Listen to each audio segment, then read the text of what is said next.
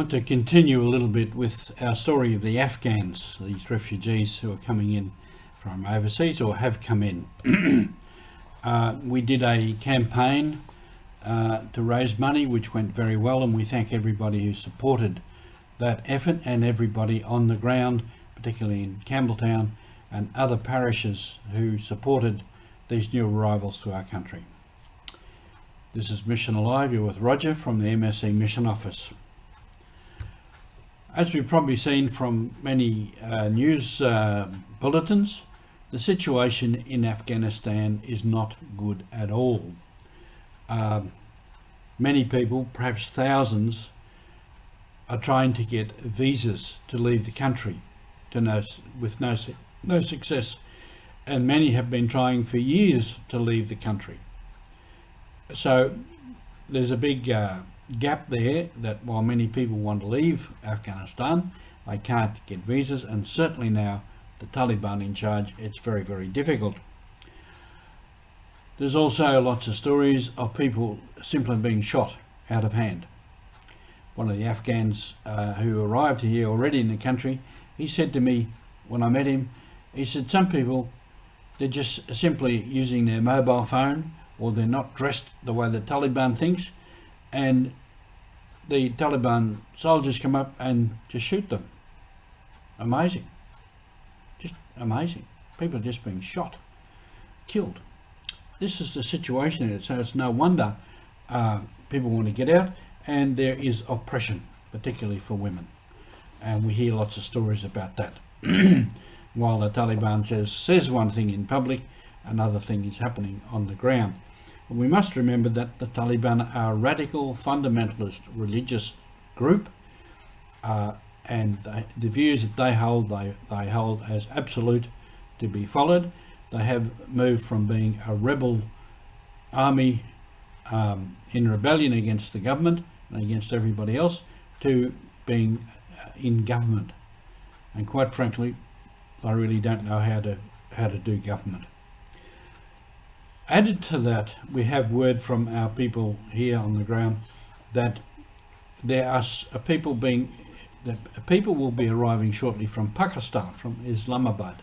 And what is happening there, the Pakistan government, the Foreign Affairs Department, or whatever they have there, are helping people to come across the border, and a lot of them are principally wives and families of those men who have got out, and perhaps some of them that have already arrived in Australia.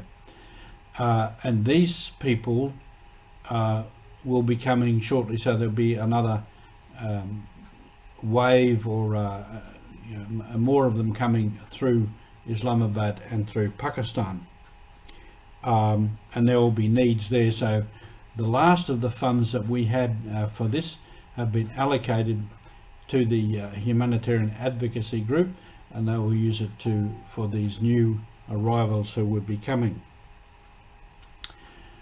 And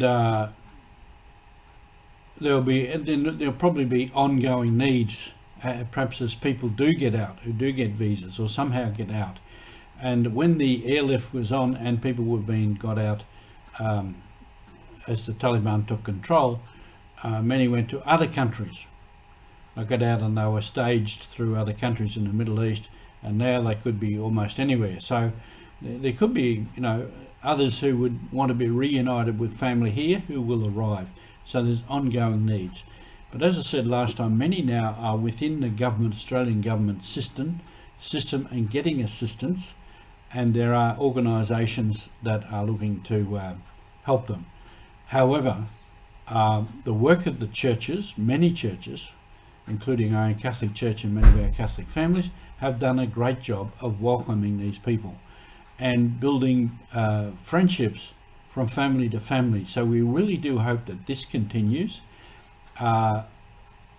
which will help them to settle in more and more, and it will help to come over any potential prejudice against people because of their language or their religion or how they look or how they dress.